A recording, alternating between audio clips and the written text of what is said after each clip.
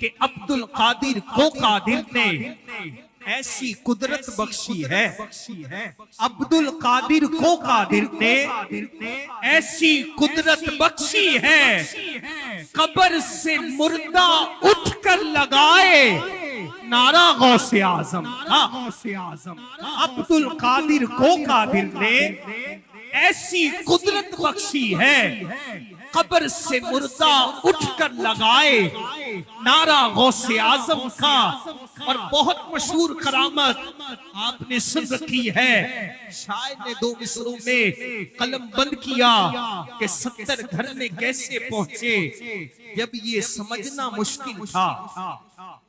70 घर में कैसे पहुंचे जब ये समझना मुश्किल था। अरे पेड़ के पत्तों पर तब देखा जलवा गौसे आजम का।